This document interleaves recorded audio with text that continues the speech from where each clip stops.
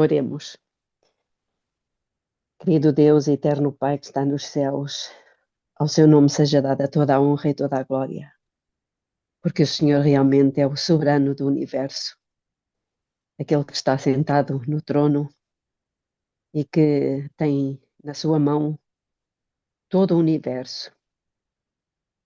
Sabemos, ó Pai, que o Senhor iria derramar sobre nós um dilúvio de luz, e o Senhor o tem feito.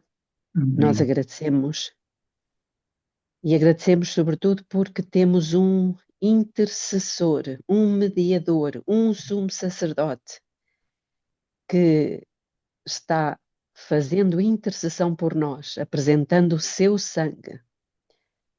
Sabemos também que o Senhor tem um povo e o Senhor aguarda com fermente desejo a manifestação do seu caráter. Mas quando o seu caráter for reproduzido perfeitamente no seu povo, então o Senhor Jesus virá para reclamá-los como seus. Amém. E é isso que nós desejamos, Pai. Nós desejamos ter o caráter de Jesus, o Espírito de Cristo em nós. Amém. E isso é alguma coisa que nós não conseguimos produzir.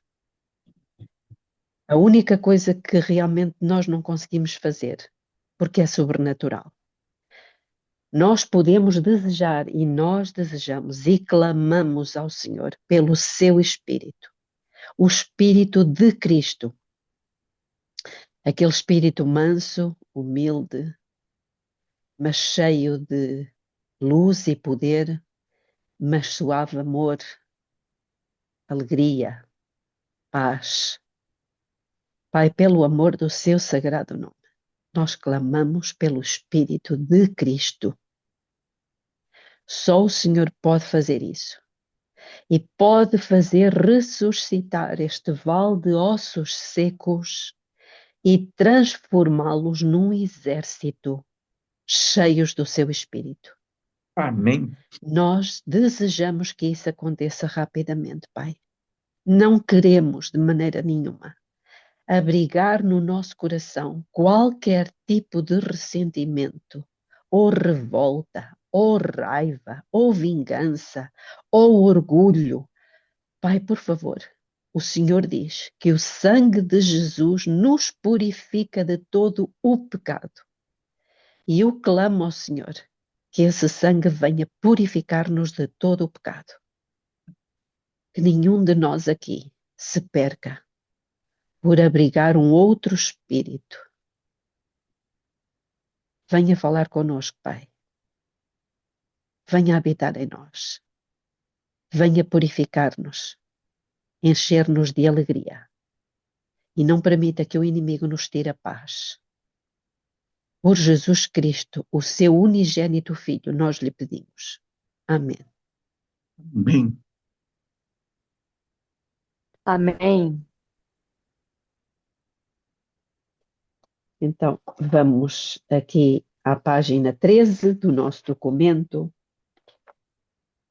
Ficamos aqui entre a sua ascensão e o seu regresso. Portanto, é o tempo onde nós estamos agora a viver. Cristo prometeu a sua santa presença junto dos seus seguidores. Ele disse em João 14:18, não vos deixarei órfãos.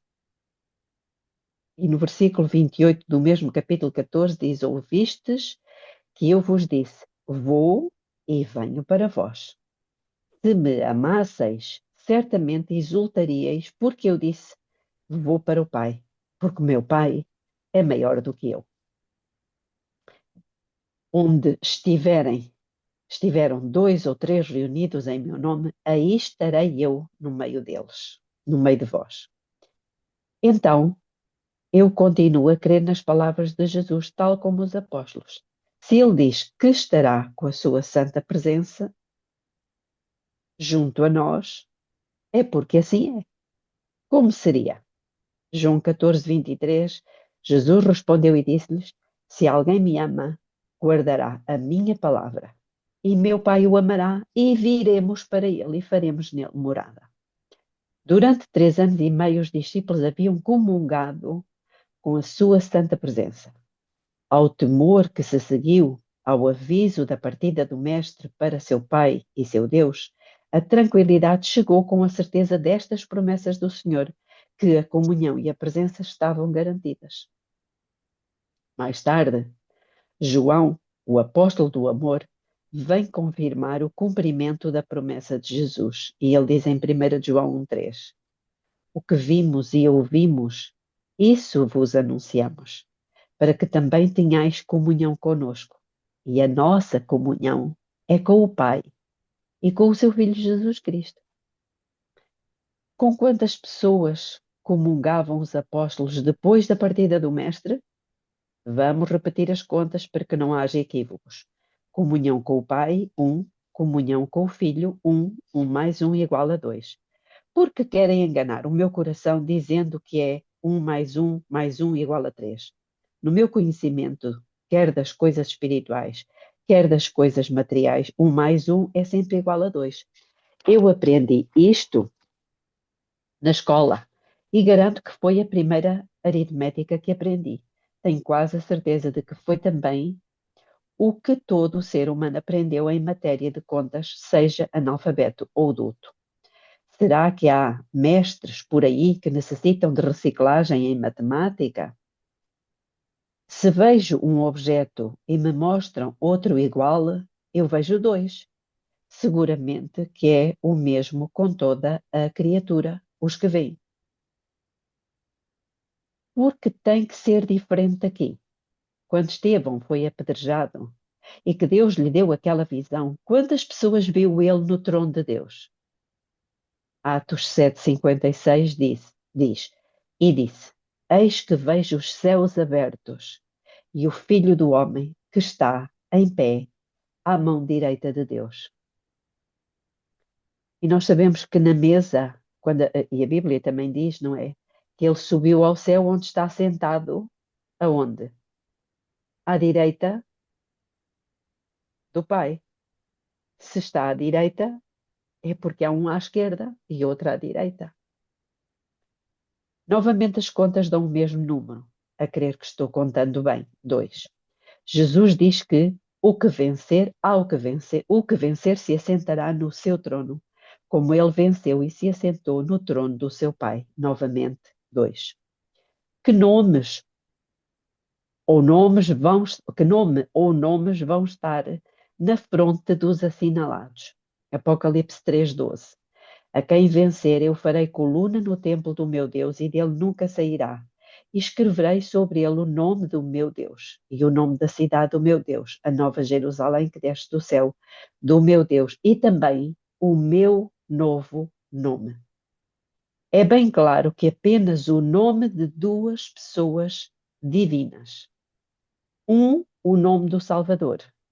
O outro, o nome de Deus do Salvador. Quem é o Deus do Salvador?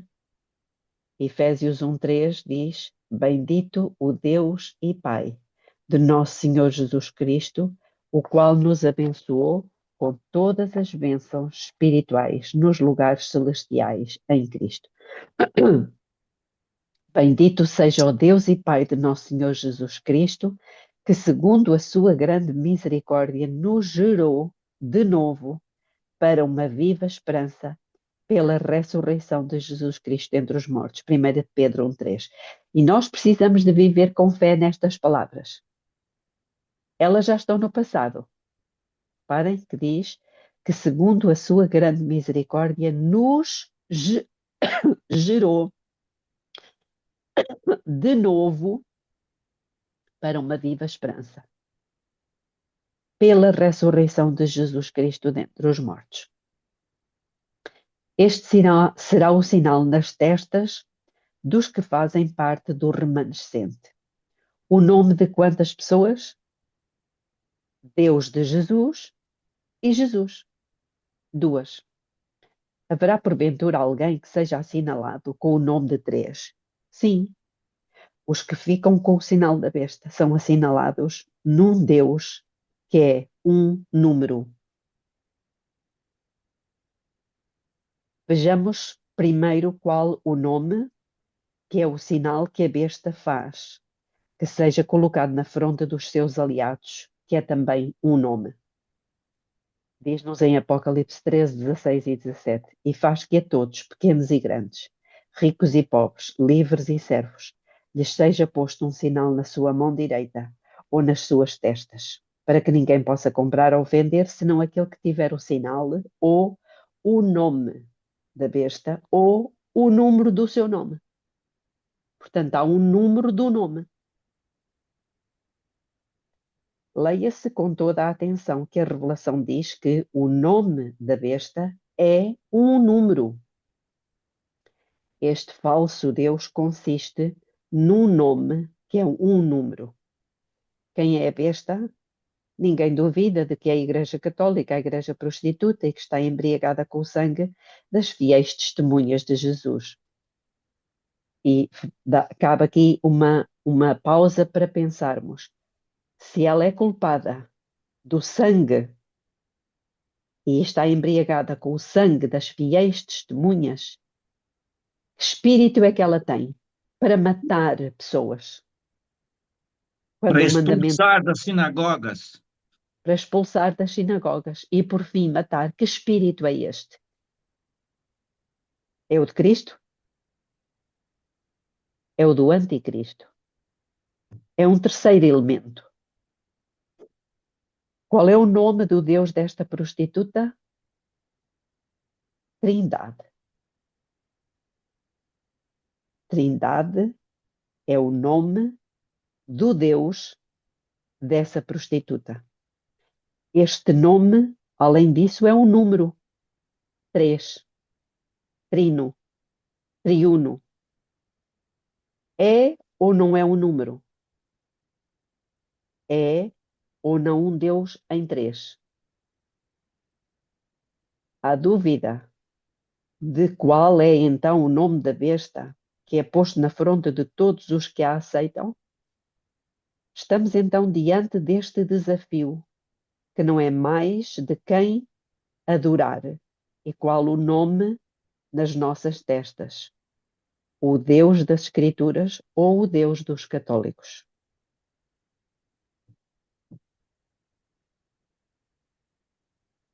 Este é um Deus de feitura humana.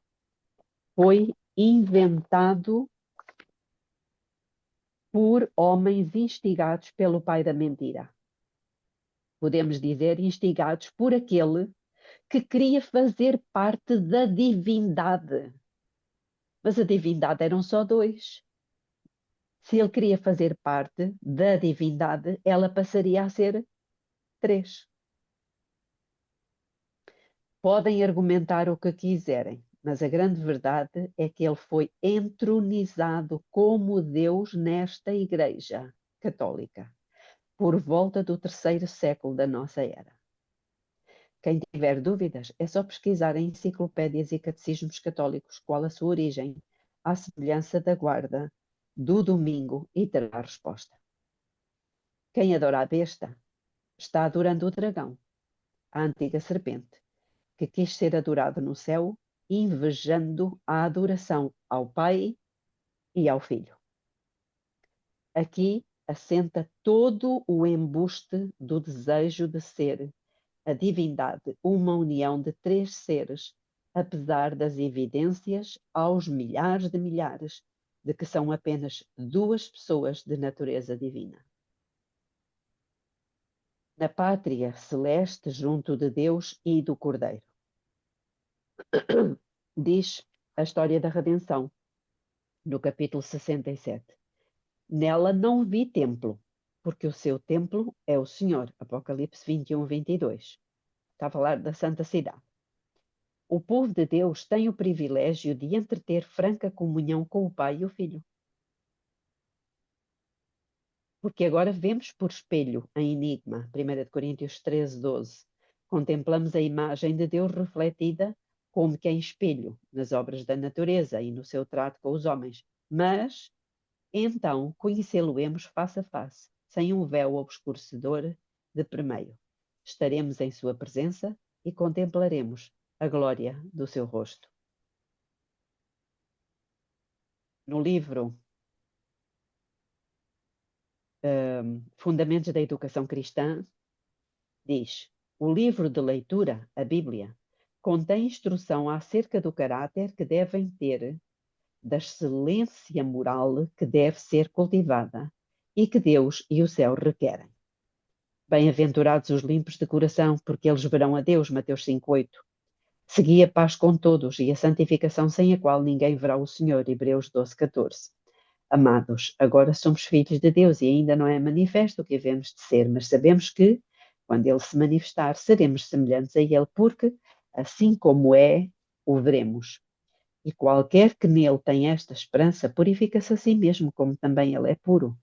Qualquer que comete pecado, também comete iniquidade, porque o pecado é iniquidade. E bem sabeis que ele se manifestou para tirar os nossos pecados, e nele não há pecado. 1 João 3, 2-5.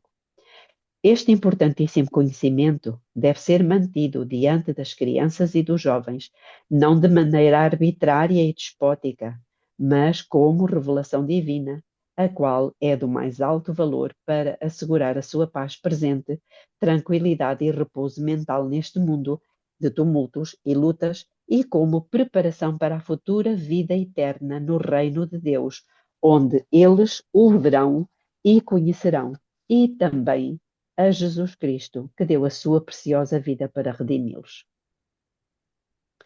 Só temos aqui dois. Vem a certeza de que os remidos estarão na presença da divindade em adoração e comunhão. Com quantas pessoas haverá comunhão? Deus, um, e o seu Filho, um. Um mais um é igual à fatídica soma de dois. Ou três. Por mais que se pesquise na palavra de Deus ou nos textos inspirados da serva do Senhor, a soma das pessoas divinas dá sempre um mais um igual a dois, e não três. Esta revelação de que os remidos vão estar na presença de Deus tem trazido muito conforto a todos os que buscam a verdade e querem ver o seu Salvador e o Deus e Pai de Cristo, aquele que nos está revelado como originador de todas as coisas visíveis e invisíveis. Bem sei que só pela sua tão grande misericórdia tal é possível. É graças ao sacrifício do Redentor que temos ao nosso alcance tamanha bênção. Faz algum tempo que, num encontro com outras pessoas onde havia dois pastores, um deles tenha afirmado que provavelmente na eternidade não se veria o Pai, mas apenas o Filho, não me referenciando se a terceira pessoa seria ou não visível, uma vez que acredita que ela existe. Fiquei apreensivo. Como é que um pastor poderia fazer tal afirmação quando eu conhecia textos que afirmam que a comunhão com o Pai e o Filho, interrompida pela transgressão, seria reatada? Nada já vai espantando dentro deste povo a partir dos seus dirigentes e responsáveis, alguns, pois graças a Deus, há os que são fiéis e se estão preocupando com as heresias nas fileiras, pois tudo vale menos o que está revelado como verdade. Veja-se que, apesar de uma pobreza de conteúdo, as atuais meditações matinais, que mais não são do que diário e roteiro da vida de um pastor e seus amigos, mas mesmo assim, por vezes, abre um pouco o jogo e nos diz o que se vai passando a nível da liderança. Alguém quer fazer algum comentário? Balinha, só reforçando, né? A gente fica triste, eu estava meditando essa noite, a gente deu tanta coisa para essa igreja, dízimos e ofertas e tudo, para sustentar uma liderança que é inimiga nossa. É algo assim que não tem descrição quando você sente que foi traído dentro dessa manobra diabólica e irresponsável, como aí falou o texto. É algo impressionante isso. E pior é que o pecado corporativo, a igreja não está mais levando em conta, mas ele existe e vai ser requerido do povo adventista. Porque não estão mais lendo, não estão mais buscando, estão comendo a papinha dos líderes como os evangélicos, como os católicos, e indo contentes para o matadouro. Uhum. Numa das suas histórias, conta a experiência do seu doutoramento e que, em momentos de preparo Desculpa, para. Belinha. E queria Diz. acrescentar uma coisa, Denis. E não somente, não se satisfazem somente com isso, ou seja, eles não se satisfazem só com a sua morte, também querem matar os outros, porque eles não É por entendem que estão aí, a morrer e querem matar os outros que pensam que estão errados. é Nós isso aí somos mesmo, hereges. é isso mesmo, Aos olhos destas almas, nós somos hereges. é isso mesmo. Numa das suas histórias, conta a experiência do seu doutoramento e que, em momentos de preparo para a tese, havia pastores que se deleitavam em discutir se Deus existe ou não. Isto é de arrepiar. Isto é teologia. Que ensino vem de tais teólogos? Que conforto e auxílio podem eles dar às ovelhas nas suas necessidades? Que igreja é esta? Que os que têm tal responsabilidade creem nas coisas concernentes à vida desta forma? São dignos do seu salário, tais obreiros fraudulentos? Porque se perseguem aqueles que, no espírito de sofrimento, buscam, assim diz o Senhor. Porque se expulsam homens fiéis a Deus e aos princípios das fileiras do povo, e a tais, com este cariz, se lhes dá guarida e se sustentam com dinheiro sagrado. Ao comentar esta situação com um querido irmão, o mesmo me disse que há pastores que o são como um vendedor de seguros. É vendedor. Resposta inteligente. Estamos em tempo de que temos de buscar por nós mesmos o que é a verdade. Já disse que este estudo tem apenas como alvo a verdade ao coração das fiéis testemunhas de Cristo. Conclusão. Em conclusão e de acordo com o apresentado, creio que, de maneira clara, está provado pela inspiração existirem dois seres divinos, iguais, sendo um o originador de tudo e de onde tudo provém, e outro gerado deste ser, feito igual ao Pai em natureza e poder. Também está provado que Cristo não é Deus, mas Filho de Deus, e que Deus não é Cristo, mas Pai de Cristo. As Escrituras indicam com clareza em relação que há entre Deus e Cristo, perdão, as Escrituras indicam com clareza a relação que há entre Deus e Cristo e com idêntica clareza apresentam a personalidade e individualidade de cada um. Hebreus 1, 1-5 diz: havendo Deus antigamente falado muitas vezes e de muitas maneiras aos pais pelos profetas, a nós falou-nos nestes últimos dias pelo Filho, a quem constituiu o herdeiro de tudo e por quem fez também o mundo, o qual, sendo o resplendor da sua glória e a expressa imagem da sua pessoa, e sustentando todas as coisas pela palavra do seu poder,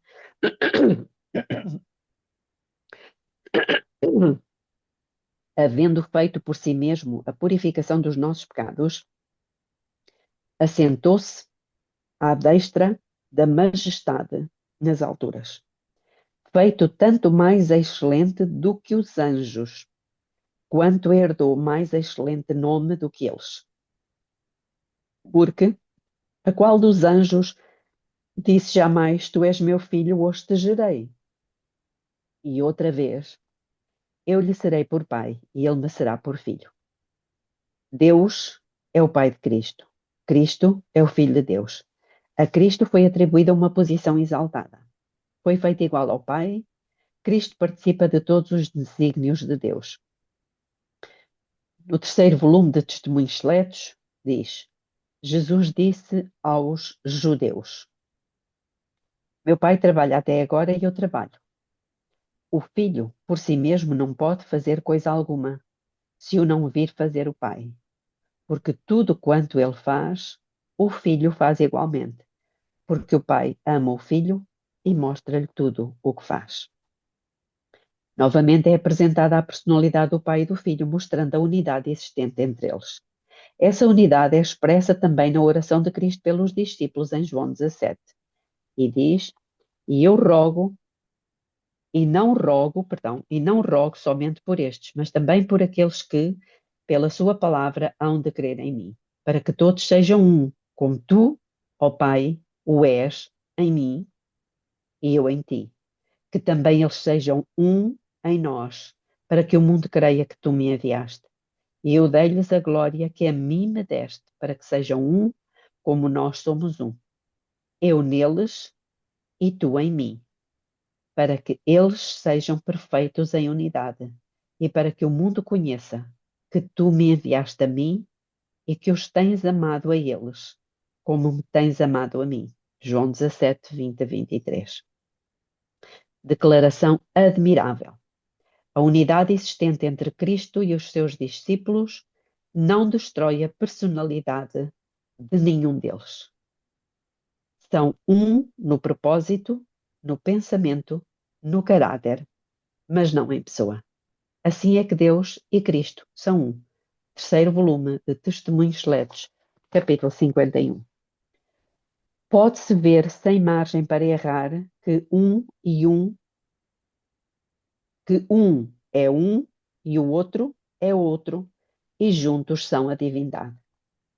Espero que o presente estudo desperte consciências e que estas possam conduzir as almas sinceras à busca da verdade e só a verdade, para a salvação e honra e glória de Deus em Cristo Jesus. Que esteja longe do coração dos meus queridos irmãos a razão da chamada de João para um dos perigos, senão o maior, para os crentes do fim, que é negar a doutrina bíblica do Pai e do Filho, sem argumentos de títulos funcionais, porque desta forma o que não irá funcionar será a verdade. Quem é o mentiroso senão aquele que nega que Jesus é o Cristo? É o anticristo. Esse mesmo que nega o Pai e o Filho. Qualquer que nega o Filho também não tem o Pai. Mas aquele que confessa o Filho tem também o Pai. Portanto, o que desde o princípio ouvistes permaneça em vós. Se em vós permanecer o que desde o princípio ouvistes, também permanecereis no Filho e no Pai. E esta é a promessa que ele nos fez, a vida eterna. 1 João 2, 22 a 25. Começamos com o Pai e o Filho, desenvolvemos o Pai e o Filho, acabamos com o Pai e o Filho. Que o Deus e Pai de nosso Senhor Jesus Cristo abençoe o seu amado povo.